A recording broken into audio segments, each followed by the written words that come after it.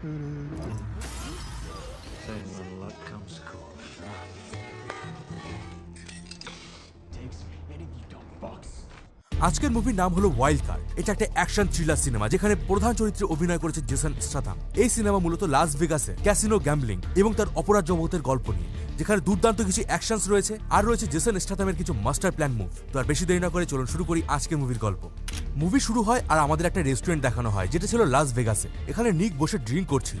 নিক একজন বড় ফাইটার ছিল, ফাইটিং এ তার শহরে রেকর্ড ছিল, এমনকি সে সামরিক বাহিনীতেও কাজ করেছিল। কিন্তু বর্তমানে দিনগুলো তার ভালো যাচ্ছিল না, কারণ সে প্রচন্ড জুয়া খেলে আর জুয়া খেলার জন্য সে আজ পর্যন্ত লাস ভেগাসের বাইরে যায়নি। বর্তমানে তার কাছে বেশি টাকা না থাকায় তার হতাশা বেড়েই চলেছে। এই কারণে সে ছোটখাটো কিছু কাজ করত, কিন্তু তার কাজগুলো কিছু আলাদা ছিল, যেমন কারো বডিগার্ড হওয়া, কাউকে ভয় দেখানো বা কাউকে মারধর করার জন্য সে টাকা নিত। আর বর্তমানে তার এভাবেই চলছিল। এবার তখন সেই রেস্টুরেন্টের নিকের সামনে একটা মেয়ে আসে আর সেও একটা ড্রিঙ্ক অর্ডার করে। নিক তখন সেই মেয়েটির দিকে বারবার দেখতে থাকে, সেই কারণে মেয়েটি সেখান থেকে উঠে অন্য একটা টেবিলে গিয়ে বসে। কিন্তু নিক তখনও তার সাথে কথা বলার চেষ্টা করে। আর তখন তার বয়ফ্রেন্ড আজগুড একটা দামি গাড়ি নিয়ে সেখানে চলে আসে। আজগুডকে দেখে মনে হয় সে খুব ধনী আর সে তার গার্লফ্রেন্ডকে বিয়ের প্রস্তাব দেয়। এই কথা শুনে সেই মেয়েটা, যার নাম ছিল ডিডি, তার সাথে ঝগড়া শুরু করে এবং বলে, তোমার তো আরো 3টে বউ আছে, এর জন্য তোমার উপরে আমার কোনো ভরসা নেই। সেই সময় নিক সেখানে চলে আসে আর নিক তখন আজগার্ডের সামনেই তার গার্লফ্রেন্ডের সাথে অসভ্যতামি শুরু করে। আর তখনই নিকের সাথেও আজগুডের ঝামেলা শুরু হয়ে যায়। তখন ডিডি তাদেরকে বারণ করে ঝামেলা করতে এবং তাকে বুঝিয়ে বাইরে নিয়ে আসে। এই সময় নিকও বাইরে চলে আসে আর বাইরে এসেও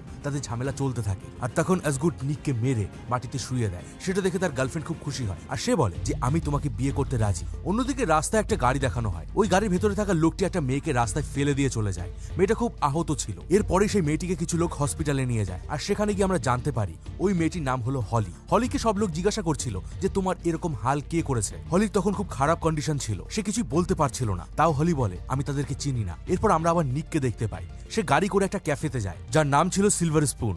নিক সবসময় এখানেই থাকতো।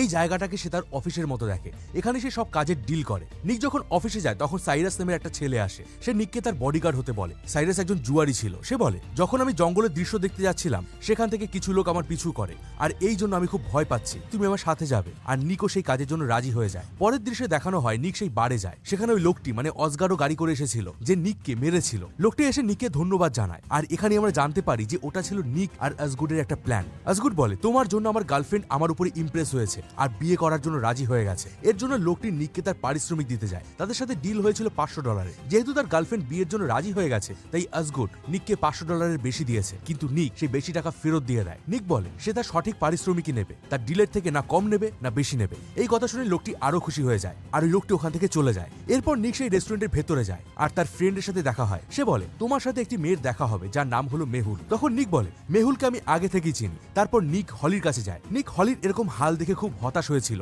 নিক তখন বলে, তোমার এরকম হওয়ার কারণ কি, তোমার সাথে এটা কে করেছে? তখনই হলি বলে, আমি হোটেলে লিফট করে আসছিলাম, সেখানে 3 জন লোকও ছিল, যাদের মধ্যে 2 জন লম্বা আর একজন বেটে ছিল। এর জন্য মনে হচ্ছিল ওই বেটে লোকটাই হলো ওদের বস। সে আমায় বলছিল তুমি কি আমাদের সাথে পার্টি করবে? আমি তখন না বলে দেই আর এই জন্য তারা রেগে গিয়ে আমাকে ধরে নিয়ে যায় এবং একটা ঘরের মধ্যে বন্দি করে রাখে। সেই ঘরে গিয়ে আমি দেখতে পাই সেখানে কোনো লোকজন নেই। আমি তাদেরকে আমাকে বারবার ছেড়ে দেওয়ার কথা বলি। তখন এই লোকগুলো আমার সাথে জোর জবরদস্তি করতে থাকে। যখন আমি বারণ করি তখন ওরা আমাকে মারধর করে এবং আমার সাথে খুব খারাপ কাজ করে। একটু পরে সেই লোকটির বডিগার্ডগুলো সেখানে চলে আসে, তারাও আমার সাথে একই কাজ করতে থাকে। আর এই সবের ফলে আমার গায়ে আর কোনো শক্তি ছিল না, আমার প্রচন্ড কষ্ট হতে থাকে আর সব শেষে তারা আমাকে রাস্তায় ফেলে দিয়ে চলে যায়। আমি চাই তুমি ওই লোকগুলোকে ধরো। তখন নিক বলে, এর জন্য তুমি পুলিশের কাছে যাও। হলি বলে, না, আমি যদি পুলিশের কাছে যাই তাহলে অনেক দেরি হয়ে যাবে, শুধু আমি এটা চাই যে তুমি তাদের নাম খুঁজে বের করো, তারপর আমি পুলিশের কাছে যাব। এটা শুনে নিক সেই কাজটা করতে রাজি হয়ে যায় আর সে জিজ্ঞাসা করে, তুমি কোন হোটেলে ছিলে? হলি তাকে জানায় সে গোল্ডেন নাগেট হোটেল নামে একটা হোটেলে ছিল। আর এই নামটা শোনার পরেই নিক তার কাজে বেরিয়ে পড়ে। কিছুক্ষণের মধ্যেই নিক গোল্ডেন নাগেট হোটেলে পৌঁছে যায় আর সেখানে একটি মহিলার সাথে কথা বলে যাকে সে আগে থেকেই চিনত। নিক সেই মহিলাকে সমস্ত ঘটনা খুলে বলে আর সেই মহিলা নিককে বিকেলবেলা একটা ক্যাফেতে দেখা করতে বলে আর বলে যে আমি হোটেল থেকেই ব্যাপারটা জানার চেষ্টা করছি, যেটা আমি জানতে পারবো সেটা আমি ক্যাফেতে তোমাকে জানিয়ে দেবো। কিছুক্ষণ পর তারা একটা ক্যাফেতে যায় আর সেই মহিলাটা তাকে বলে ওই লোকটির নাম হলো ডেনি ডেমার্কো। সে খুবই খতরনাক একজন মানুষ, তার 2 জন বডিগার্ডও আছে, তারাও ভীষণই খতরনাক। এদের থেকে চেষ্টা করবে মেয়েদেরকে দূরে রাখার আর ওদের সাথে যেই পাঙ্গা নিতে যায় লাস ভেগাসে থাকা তাদের জন্য কষ্টকর হয়ে যায়। তাই তোমার জন্য এটা ভালো হবে যে তুমি এই সমস্ত ঘটনা ভুলে যাও। এই কথাগুলো শোনার পর নিক হলিকে কল করে এবং বলে, আমি তাদের পরিচয় জানতে পেরেছি, এবার আমার কাজ শেষ হয়ে গেছে। হলি তখন বলে, না, আমি চাই তুমি ওদের 3 জনকে ধরো আর তাদেরকে শাস্তি দাও। এই কথা শুনে নিকের খুব রাগ হয়। সে বলে, তুমি পুলিশের কাছে যাও, আমি এই পাঙ্গার ভিতরে যেতে চাই না। তখন হলি বলে, তুমি কি জানো আমার সাথে কি হয়েছে? লোকটি আমাকে বলেছিল যদি তুমি তোমার জীবন বাঁচাতে চাও তাহলে বলো আমাকে কতটা ভালোবাসো, তাহলে আমি বন্দুক থেকে গুলি চালাবো না, আর যদি ভালো না বাসো তাহলে আমি এখনই গুলি চালিয়ে দেবো। এটা শুনে আমি ভয় পেয়ে যাই, আর এজন্য আমি ভয় পেয়ে বলি যে আমি তোমাকে ভালোবাসি। ড্যানি বলে, না, তুমি ভালোবাসো না। আর তখন ড্যানি বন্দুকের ট্রিগার টেনে দেয়, কিন্তু বন্দুকের ভিতরে গুলি ছিল না। কিন্তু এতে আমার শরীরে একটা ঝটকা লাগে, আর এই ঝটকাতে আমি এমন ব্যথা পেয়েছি যে আমার পুরো শরীর কেঁপে উঠেছিল। এই ব্যথা মৃত্যুর থেকেও কষ্টকর ছিল।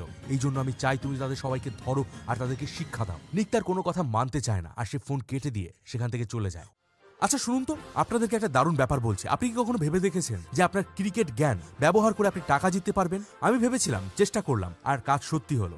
শুধু এমপিএল অ্যাপটা দরকার, আর এটা সত্যি একটা গেম চেঞ্জার। আমি এখানে ক্রিকেট গেম খেলে টাকা জিতেছি শুধুমাত্র আমার ক্রিকেট জ্ঞান ব্যবহার করে। চলুন আপনাদেরকে বুঝিয়ে বলি। যখন কোনো ক্রিকেটের লাইভ ম্যাচ চলে, যেমন ভারত বনাম ইংল্যান্ড, তখন আমি এমপিএল ওপিনিও খেলি। আর এটা একদমই সহজ। তারা শুধুমাত্র একটা সাধারণ প্রশ্ন করে যে ভারতকে আজকে ম্যাচ জিতবে।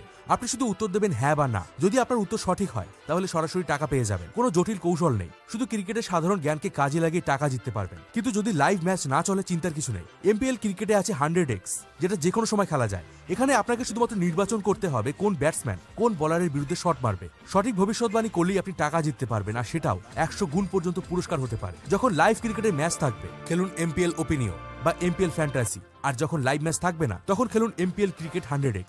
আর শুধুমাত্র ক্রিকেটই নয়, এমপিএল এর 60+ গেমস রয়েছে, যেমন ludo, snake and ladder, fruit chop, এরকম আরো অনেক কিছু। আপনি যে কোনো সময় গেম খেলতে পারবেন, টাকা জিততে পারবেন, এবং খুব সহজেই ব্যাংক অ্যাকাউন্টে উইথড্রল করতে পারবেন। আর সবচেয়ে দারুণ ব্যাপার কি জানেন? আপনি নিচে দেওয়া লিঙ্কে ক্লিক করে আপনি ডাউনলোড করতে পারবেন। তাহলে আপনি পেয়ে যাবেন 200% ক্যাশব্যাক রিওয়ার্ড। মানে শুধু গেম খেলবে না, টাকাও জিতবে। তাহলে আর দেরি কেন? লাইভ ম্যাচ থাকুক বা না থাকুক, এমপিএল ডাউনলোড করুন, ক্রিকেট গেম খেলুন, আর টাকা জিততে শুরু করুন, যে কোনো সময় যে কোনো জায়গায়।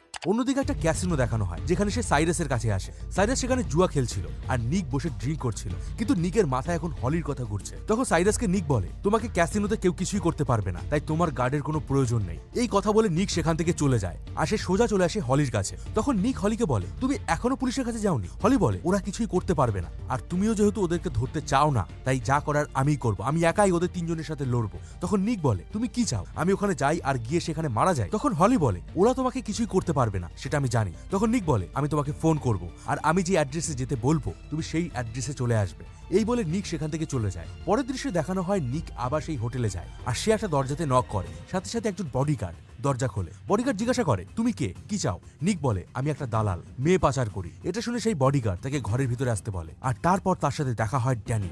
সে বলে, কোথায় মেয়ে? তাকে আরো জিজ্ঞাসা করে, মেয়েটা কি অনেক সুন্দর? তখন নিক বলে, হ্যাঁ সুন্দর, কিন্তু তুমি কাল রাতে তাকে খুব খারাপ বানিয়ে দিয়েছো। এই কথা শুনে ড্যানি বুঝতে পারে সে কার কথা বলছে। সে খুব ভয় পেয়ে যায়। তখন সে নিককে $50,000 দেওয়ার কথা ঠিক করে, আর ড্যানি বলে যে এই কথা যেন আর কেউ জানতে না পারে। কিন্তু নিক তার কথায় রাজি হয় না। আর এবার ড্যানি ভীষণ রেগে যায়। রেগে গিয়ে ড্যানি তার বন্দুক বের করে আর নিকের দিকে টার্গেট করে। ড্যানি বলে, যদি তুমি বাঁচতে চাও তাহলে আমার প্রশংসা করো, আর যদি তোমার কথাগুলো আমার ভালো লাগে তাহলে আমি তোমাকে ছেড়ে দেবো। এই কথা শুনে নিক তার প্রশংসা করতে শুরু করে। তখন নিক বুঝতে পারে যে এইরকম করলে তার হালও খারাপ হবে। তখন নিক এক ঝটকাতে 2 জন বডিগার্ডকে অজ্ঞান করে দেয়। নিক তখন তাকেও অজ্ঞান করে দেয়, আর 3 জনকে অজ্ঞান করার পর তাদেরকে সে দড়ি দিয়ে বেঁধে ফেলে। নিক তখন হলিকে কল করে আর সেই অ্যাড্রেসে আসতে বলে। কিছুক্ষণের মধ্যেই হলি সেখানে চলে আসে, আর সে এবার ড্যানির উপর টর্চার করতে শুরু করে। হলি তার ব্যাগে একটা কাঁচি নিয়ে এসেছিল। তখন ড্যানি বলে, টাকাগুলো নাও আর এই সব জিনিস ভুলে যাও। হলি তখন টাকাগুলো নিয়ে নিকের কাছে দেয়। হলি ড্যানিকে বলে, আমার টাকার কোনো প্রয়োজন নেই, আর আমি দেখাবো যে ভয় কেমন হয়, যার জন্য তুমি কাল রাতে আমাকে টর্চার করেছিলে। এটা শুনে ড্যানি ভয়ে চিৎকার করে ওঠে। তখন হলি বলে, আমি তোমার সাথে সেই গেমটা খেলছি যেটা তুমি আমার সাথে খেলেছিলে। কাঁচিটা আমি তোমার ওখানে টাচ করব, আর তুমি বলবে তুমি আমাকে কতটা ভালোবাসো। হলি তখন বলে, আমরা 2 জন লাস ভেগাসের বাইরে বেরিয়ে যাব, কারণ ড্যানি আমাদের পিছু নিতে পারে, আর এর জন্য তোমার টাকার প্রয়োজন হতে পারে। এরপর তারা ডিসাইড করে তারা দুজনে মিলে সেই টাকা ভাগ করে নেবে। তাই নিক $25,000 নেয়, আর বাকি $25,000 হলিকে দিয়ে দেয়। নিক টাকা নিয়ে ক্যাসিনোতে চলে আসে, কারণ লাস ভেগাস ছাড়ার আগে সেই $25,000 দিয়ে কিছু টাকা কামিয়ে নিতে চায়।